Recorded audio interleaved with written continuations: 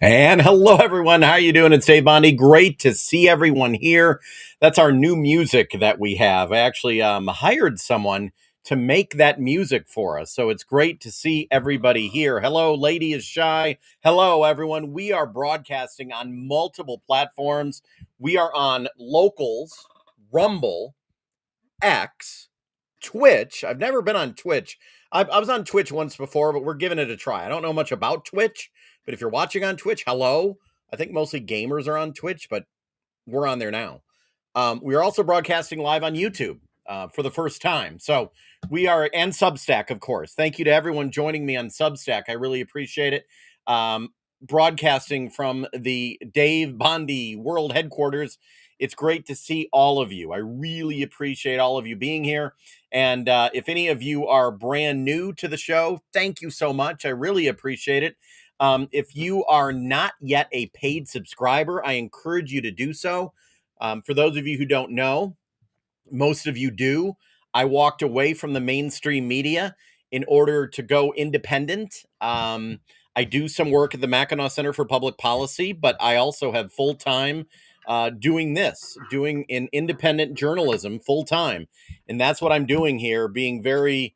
I try to bring you stories that the legacy mainstream media is not giving you, and that's my goal, because there's a lot that the media is not giving you. For example, CNN, a lot of the networks out there, they sit around a table, they yell at each other all day, they don't really give you the news on what's happening. So I try to give that to you. And tonight we have a story that's very interesting, and it's something that's not only happening in Michigan, excuse me, but it's happening across the country. Did you know, and I just found this out recently, that if you have property, the DNR can come onto your property, even if it's your property, and they can do it without a warrant. Now, that just changed in Tennessee. Tennessee just changed the law. Michigan Republicans have proposed changes to this law that would prevent the DNR from coming onto your property without a warrant. But right now, it's kind of up in the air. And I'm not talking about going into your home. I'm talking about going on your property. So, for example, if you own, let's say you own 50 acres, okay, 50 acres of land, you put a fence around your property. Did you know that the Michigan DNR, that's the Department of Natural Resources, they have the ability to cut the lock on your gate and come onto your property without your permission and without a warrant? That's something that they are allowed to do, apparently. Now, a federal court just ruled that they can't, but it's still kind of up in the air. And that's something that I've been hearing a lot from lately. I've been doing stories about people who are rehabbing animals. There's a guy, Matthew Lyson, I've interviewed. He rehabs ducks, him and his wife. And he says the DNR has been sneaking onto their property and investigating. And apparently the DNR, they can do it. Legally, they can do it. They've also been going onto the property of, I believe, Dog, Detroit Area Welfare Group. Nutsy McGee says they've been doing it in Pennsylvania as well. I really had no idea. I thought if you had a huge chunk of land, it's your land, the government could not come on your property.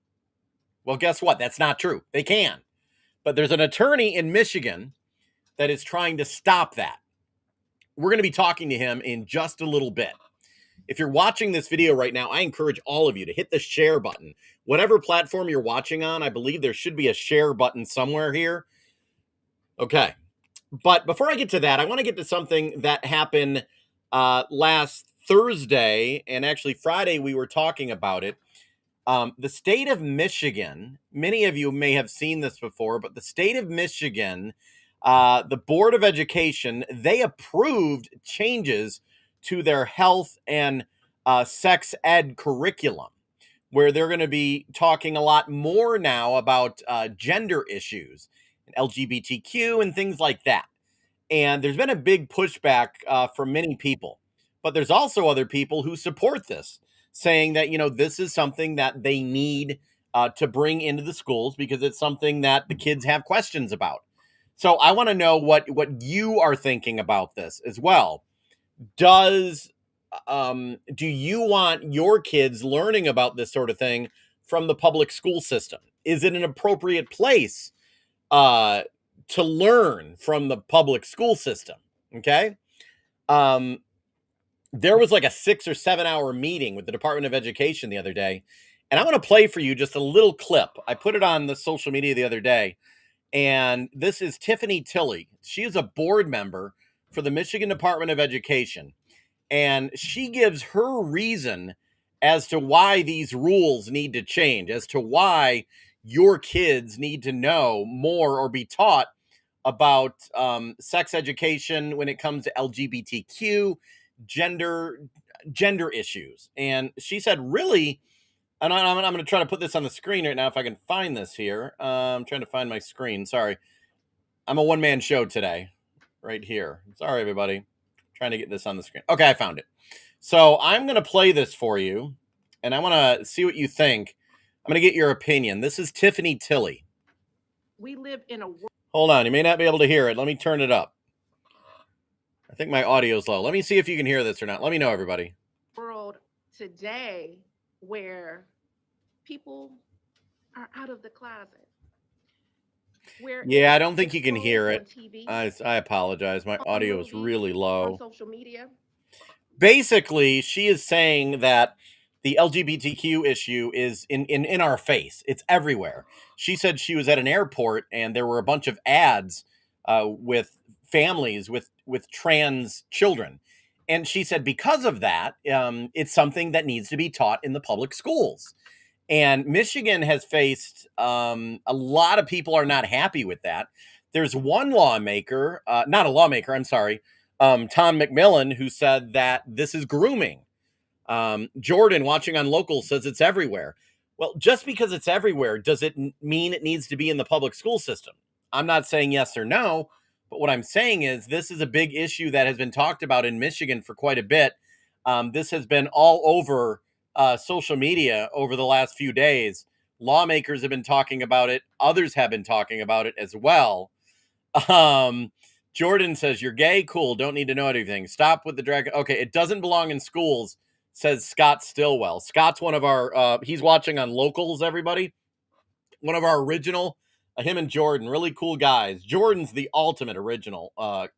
But that is an issue that has lots of people in Michigan concerned.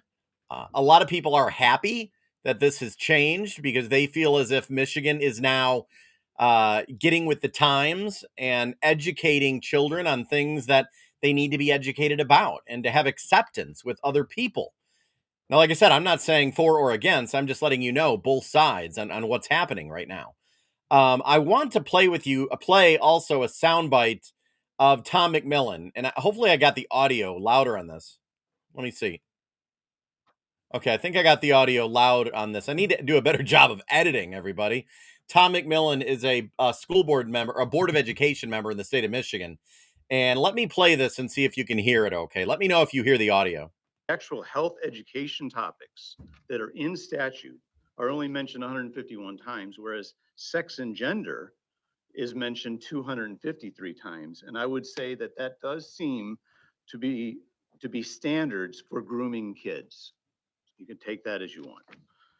And fourth, I would just mention that to remind everybody that what Jesus said about a millstone and those that cause one of these little ones to stumble or sin out is that the actual health. Okay, so I don't know if you could hear what he said, but he said, let me listen again right here. So health education is mentioned 159 times in this new legislation that was just passed in, or not legislation, health curriculum suggestions, recommendations.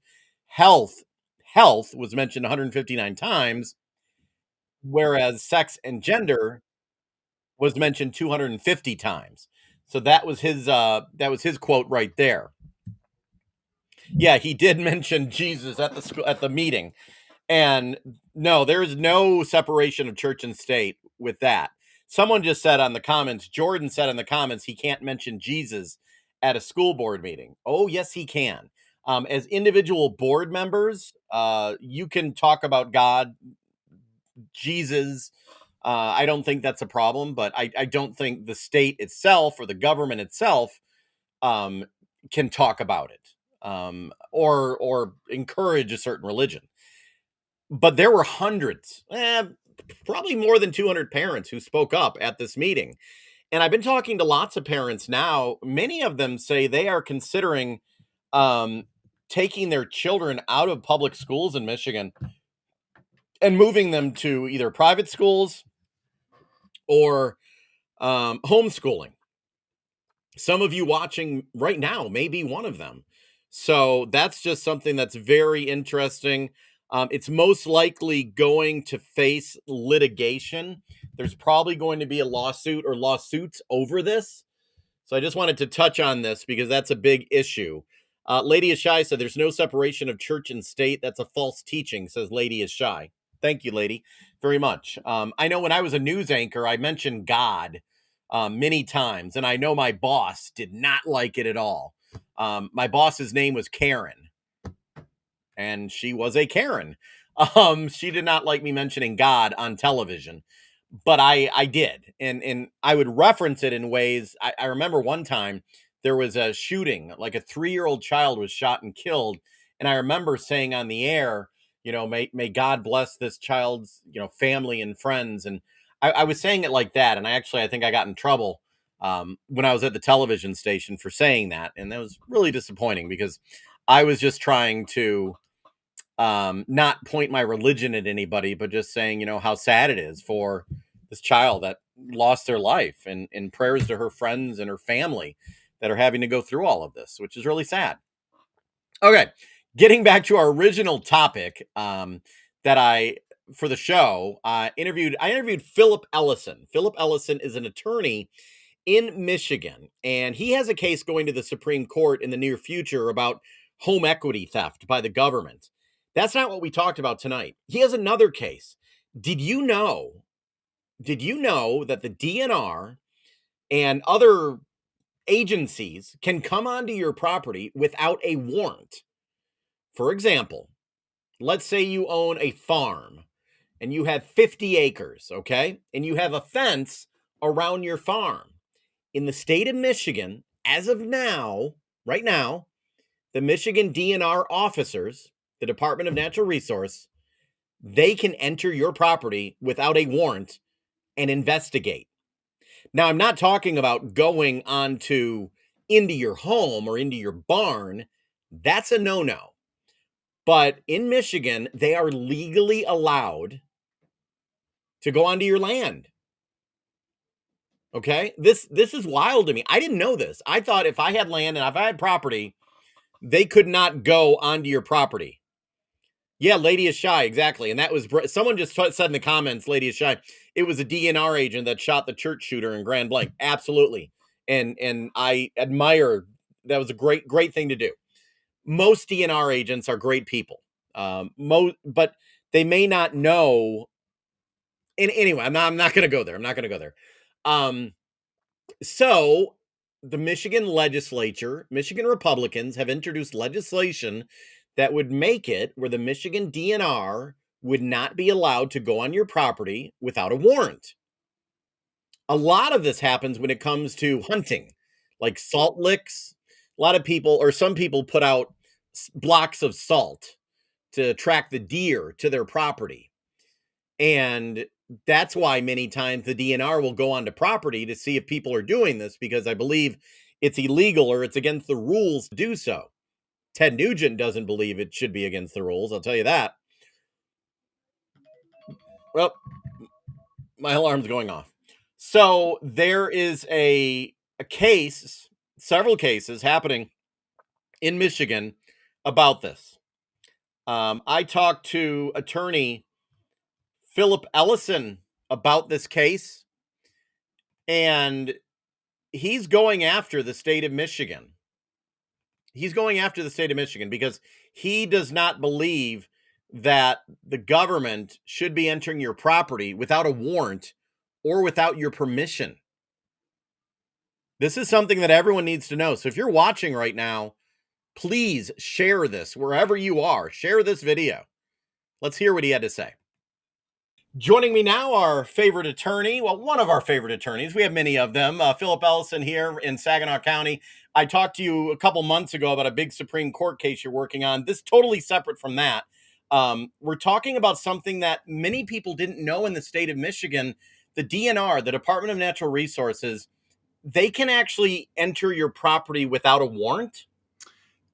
Yes. And the short answer is yes. Now, not necessarily your house or your immediate yard, but if you own some acreage, at least the law as it arguably is today, with the hopes that we're going to change that, will actually means that state officers, not just DNR, but it could be DEQ, it can be other state officers too, can go into the back acres of your property without your permission and without a warrant. Wow. Because I've interviewed a lot of people that are, they own 50, 60 acres, a horse farm or animal rehab place. And then they say, yeah, the DNR, they just walk on and they start investigating. So they're allowed to do that as of now, I guess, right?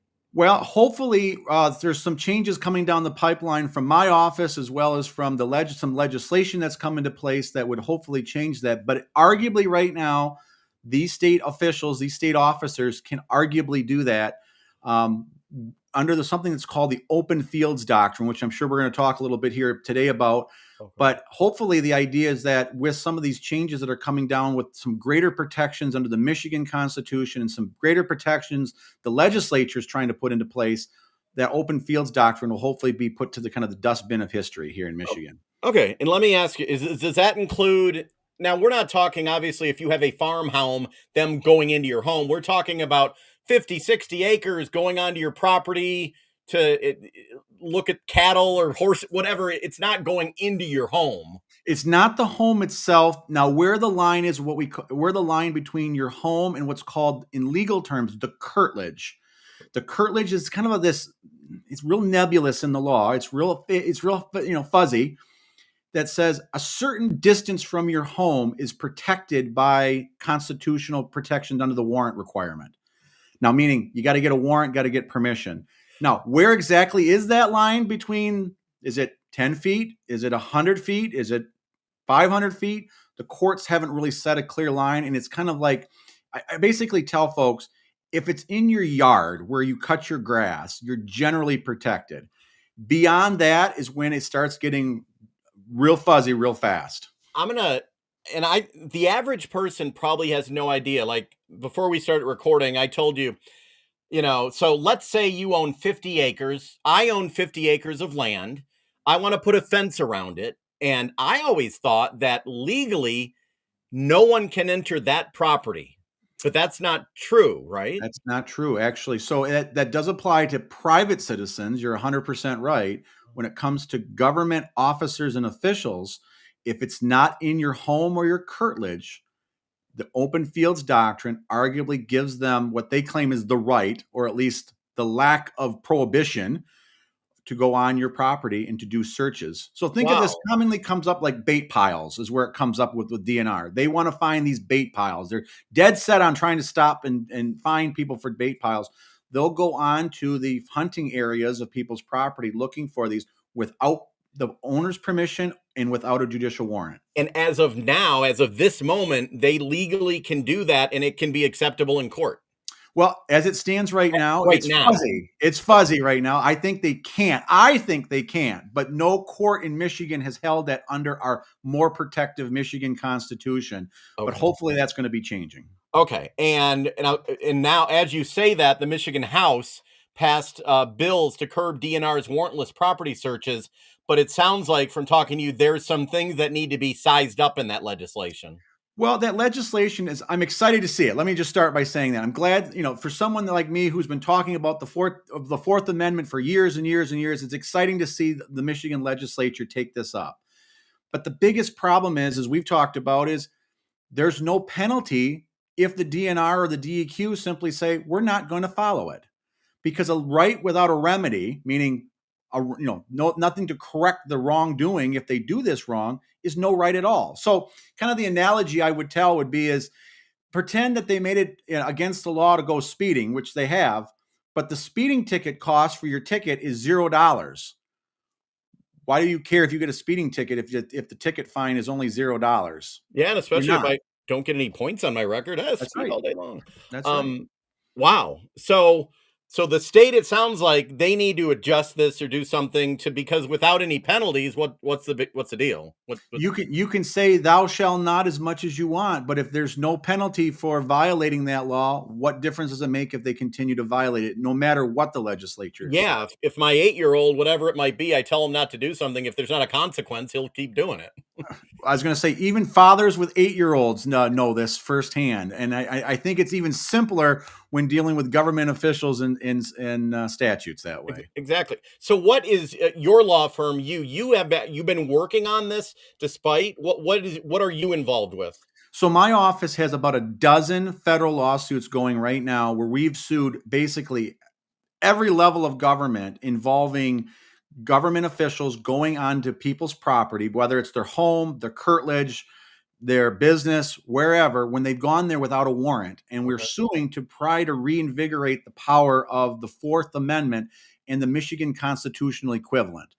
And what we've just done, as we've talked, and I know, Dave, you and I've talked a little bit about this, is that we just got a really, really great decision from the Sixth Circuit, which of course encompasses Michigan, in August, that held that now it is beyond debate that if government officials come into your property, meaning the curtilage part of your property, meaning this area around your home, and they're there without a warrant and without your permission, that violates the Fourth Amendment. No more excuses, no more qualified immunity for government officials when they do that. Would that be, for example, I have a big property and I have a big pool, and then I have a basketball court, so that would be the fringe of the property. Or if I have a mini little tiny golf course out in the distance, like the area around my home. That's correct. So the kind of the more simple way to think of it is, if government officials are walking to your backyard and peeking in through your windows, that's no go anymore. That is absolutely unconstitutional, beyond debate at this point.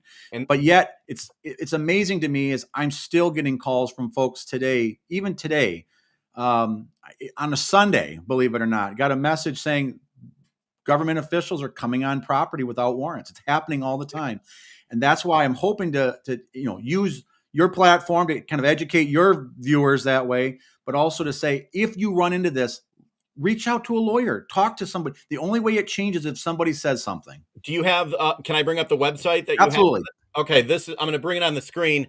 Warrant.com. It's simple. What is this website? How can it help people? What does it do? This is a little informational website that my law firm puts out. It's nowarrant.com. It gives some basic information about the background of the Fourth Amendment, about Michigan constitutional rights.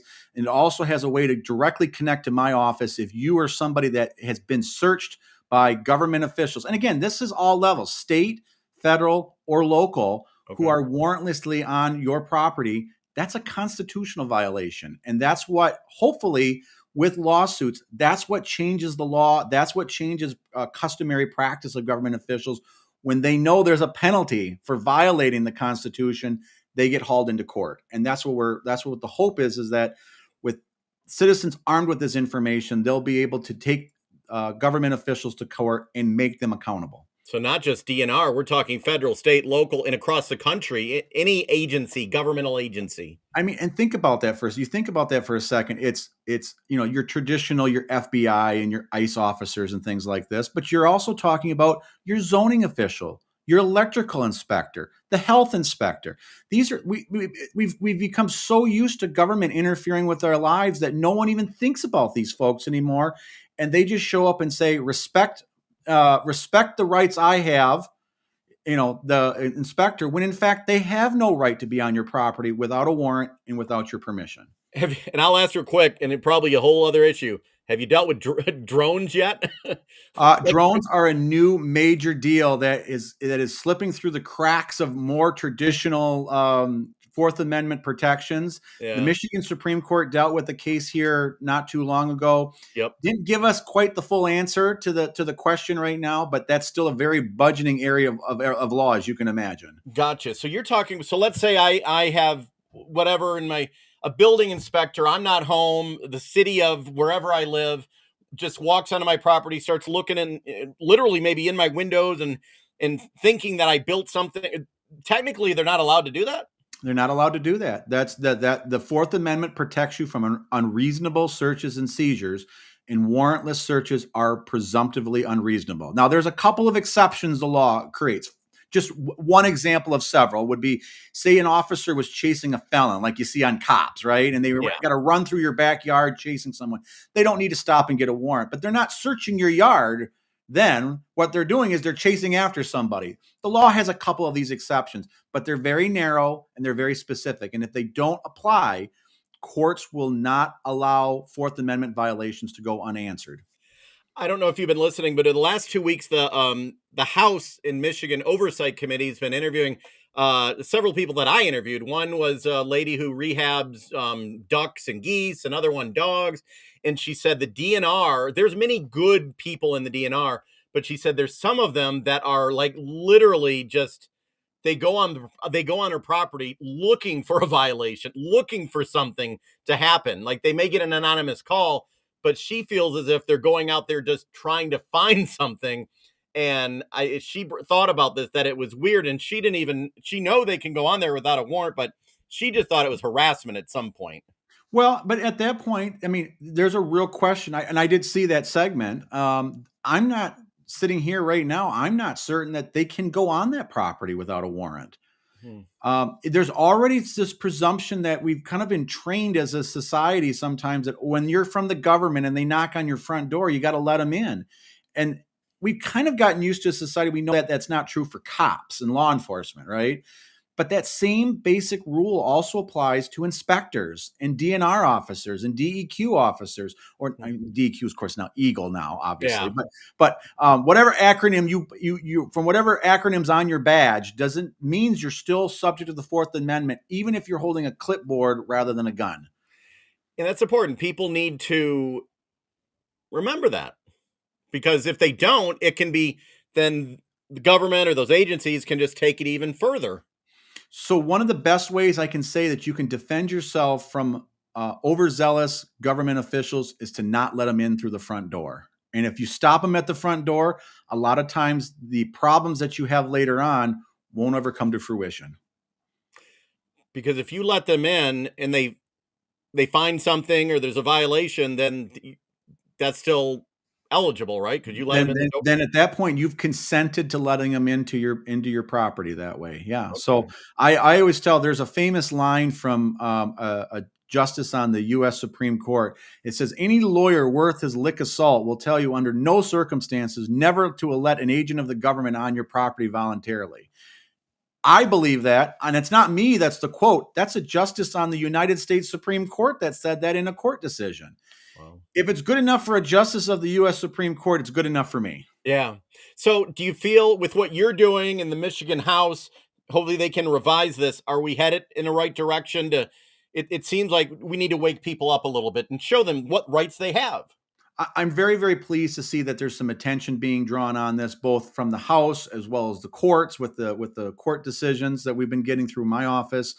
But I think the more important part here is we can't lose that momentum that's going in that respect, because I still, to this day, and I was just saying this a moment ago, even on a Sunday, I'm getting a phone call from a client of mine that says, hey, one of a DNR officer cut the locks on my gate and came onto the property. Is that constitutional? And of course, the answer is I don't think so. But we in order to answer that question, we got to go to court. Let's go to court. And of course, the joke is lawyers always want to go to court, but that's where accountability is had. If you want government officials to respect the Constitution, you got to make them account when the ones screw up when they do. Well, I think that will get the attention of everyone, because I say the average person would have thought, if you have a gate and it's locked, no, of course they can't come on your land. But that's not, it's a quasi, we don't know. We don't know. And the way I read the Constitution, of the Michigan Constitution, I think the answer is clearly no. But the only way we're going to get that answer so that it teaches as precedent, not just, the parties that are there, but everyone else, it'll establish precedent going forward so that others will have those protections as well. And these agencies then will not think they are almighty powerful, because most people just say, or they don't say anything, or they do it, then it needs to become entrenched in the training or in the agencies that you can't just do this. Well, the first thing I always joke is with government officials is that they don't want to get sued. So if they see their colleague at the next agency over or at the next government over that they got sued and they lost, a lot of times that's a real training opportunity, an educational opportunity to say, let's reflect back on what we're doing, improve our operations so that we don't get sued on this as well. And so that precedent is so critically important, but you don't get the precedence unless someone stands up and says, let's go to court and establish this precedent. Amen. I'm going to put it up one more time before I let you go. NoWarrant.com. I'm surprised that URL wasn't taken already. I like it.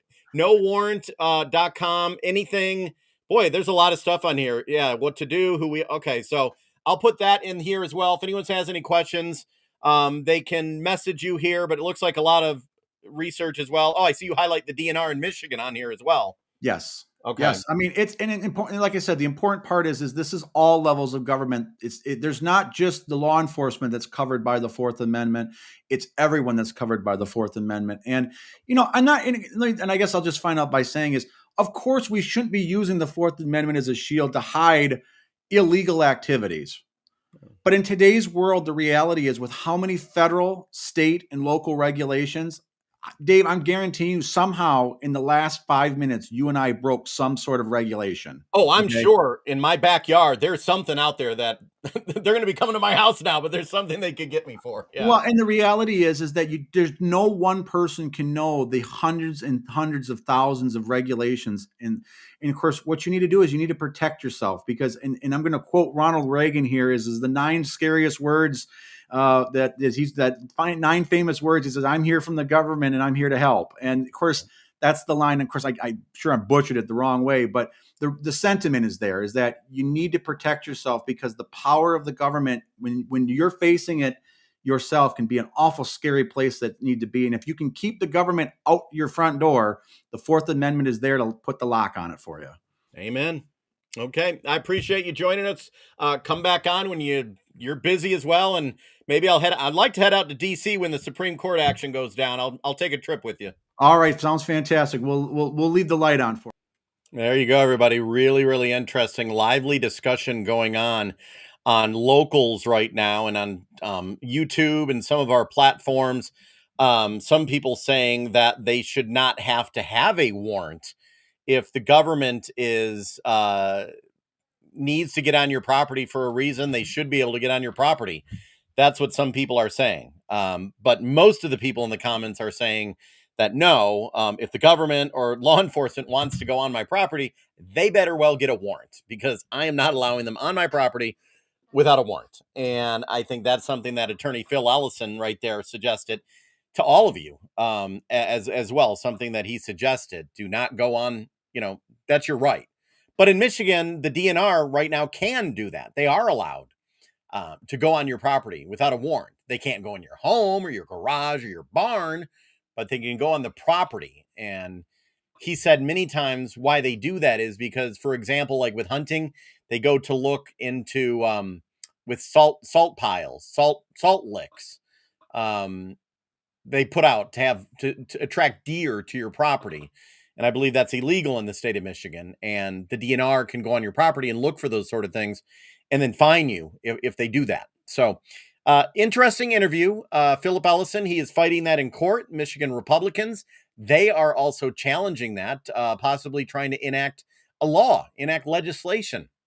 So also, everybody, coming up this Thursday, there will be no show this upcoming Thursday. Instead, I will be moderating the Michigan Republican gubernatorial debate in Traverse City, Michigan. The candidates running for governor, not sure if John James is going to be there, though, but I will be moderating the debate with Jarrett Skorup from the Mackinac Center for Public Policy, in which I also do work for. In addition to my independent reporting, I will be asking questions of the candidates. What do you want to know from the candidates? You can message me. You can write it on social media. If you're watching on YouTube right now, make sure you're subscribed to this channel. Great to see you here, everybody, as well. But yeah, what would you like me to ask the candidates running for governor, the Republican candidates running for governor? And I am going to try to stream this debate. I'm going to try to stream it on my platforms. We'll see if I can do that. I'm working on that for you. I'll let you know as we get closer if I'm going to be able to drop a live stream where all of you will be able to watch it. I'm going to do my best to make that happen. So I'll let you know as we get closer to that day. That is Thursday. That is when the gubernatorial debate is happening. Looking at some of your comments right now, and I can bring them up. This is cool now. I haven't been able to do this before. I'm doing this right now. You can see some of your comments that I'm bringing up. Brian Richardson from YouTube just says, you cannot trespass in Texas without a warrant. I would not want to trespass in Texas without a warrant. I do not want to do so. Someone says CPS has no power without a warrant or your consent. Okay, I'm just looking at some of your comments right here, and this is coming from YouTube and X. Wonder if I call my yard an illegal feed, they come and mow it. That's funny. That's funny as well. What else here? Randy says all government employees, private homes are open 24/7 to the general public. That's your new rule. Okay. DIY girl says, hello, Dave, and hello, everyone. Hello, DIY girl. How are you doing? And Jules is watching. And where is she watching? On X. She just reposted the stream. Thank you, everybody. I do not have locals and Substack set up where I can put your comments on the screen. Hopefully that will be coming up in the future where I can integrate Substack and locals into this platform. But as of right now, I'm not able to do it. But on YouTube and X, I can put your comments on the screen. I am not streaming live on Facebook because I do not like Facebook. I've been dealing with Facebook lately, and they have been taking down videos, punishing me for certain posts that I make. And honestly, they're really just basic informational posts.